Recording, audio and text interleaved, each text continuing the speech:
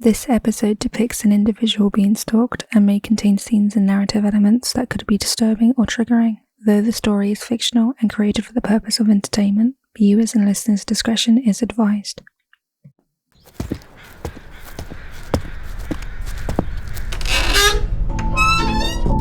Welcome to Bizarre Broadcast.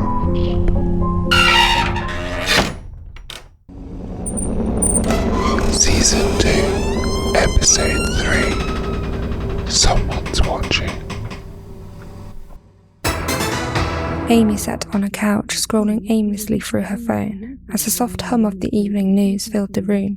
Valentine's Day was just over a week away, and everything seemed to be wrapped in reds and pinks. She didn't mind spending another one alone. She had gotten used to it, but this time of the year always brought a creepy sense of unease. Her phone buzzed, breaking the quiet, a message from an unknown number. I can't wait to see you tomorrow, Amy. She frowned. It had to be a mistake. She didn't recognize the number. Ignoring it, she tossed her phone back onto the coffee table and turned her attention to the TV. But almost immediately, another buzz. Same number. You look beautiful today. The blue sweater was perfect on you. Amy's stomach tightened, her pulse quickened. She had worn a blue sweater today. She stood up, suddenly aware of how quiet her apartment felt. The blinds were shut, the windows locked, yet she felt watched. Her phone buzzed again. See you soon. That night, she couldn't sleep. Her anxiety was growing with every sound outside her apartment, making her heart race. The next morning, she left for work earlier than usual, hoping to shake off the lingering paranoia. By mid-morning, she had convinced herself it was all some sort of weird prank. Perhaps one of her co-workers trying to play a joke on her. She laughed it off, trying to dismiss the crippling fear that was eating away at her. But when she got home that evening, there was a small box waiting on her doorstep, all nicely wrapped up in red paper and a black bow, with a message attached to it. For you, Amy, the most beautiful woman in the world.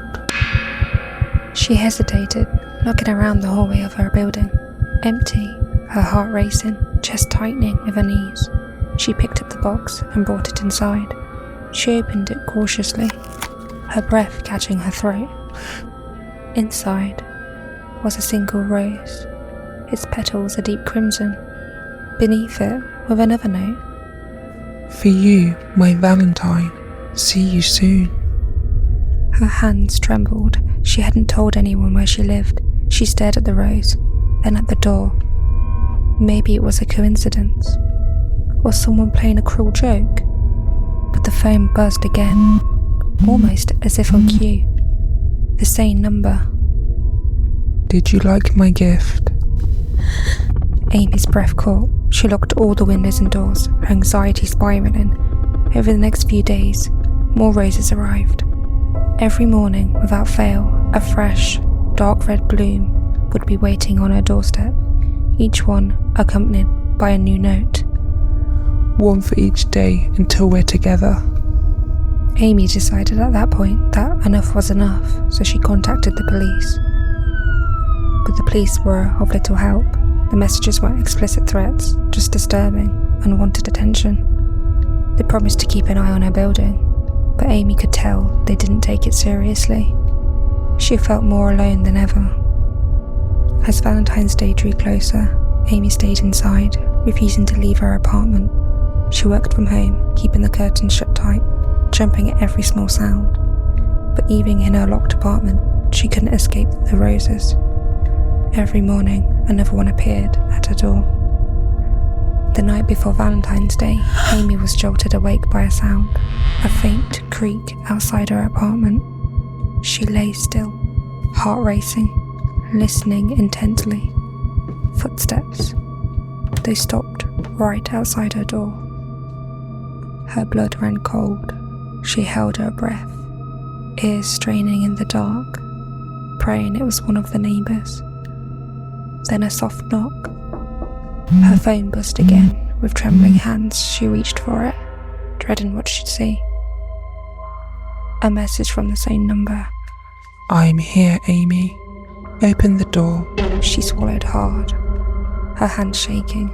Her eyes darted to the door, then back to the phone. Another knock, this time louder, more insistent. The air felt thick, heavy with the metallic scent of something off. Her phone buzzed again. I've left something special for you. Gathering what little courage she had, Amy crept towards the door. Her fingers shook as she unlatched it, cracking it open just enough to peer outside. There, on the floor, was the final rose. Only this time, it wasn't just a rose. The petals were soaked in something dark, something that looked like blood. Beneath it was a small crumpled piece of cloth. Her blue sweater, the one she lost days ago. Amy's heart slammed in her chest. As her eyes darted down the hallway, there in the shadows someone stood, watching her. She couldn't see their face, but they took a step forward, slow and deliberate. Panic surged through her. She scrambled back into the apartment, yanked the door shut, and locked it. Her breath came in short, ragged gasps as she pressed her back against the door. There was silence for a moment. She thought it was over. But then a soft creak crept in front of her.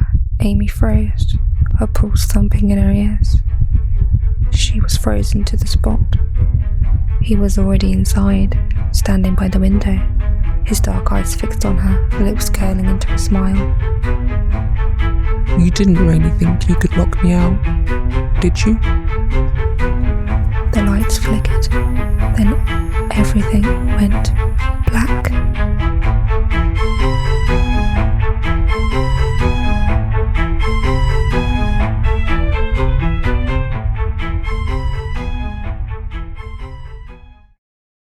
Stalking is a serious issue that affects many individuals and can have a lasting emotional, psychological impact. If you or someone you know needs support or information about stalking, visit the Susie Lampler Trust at www.susielampler.org. The Trust offers valuable resources, guidance and support for those affected by stalking and harassment. Remember, no one should feel unsafe or afraid. Stay aware, stay safe.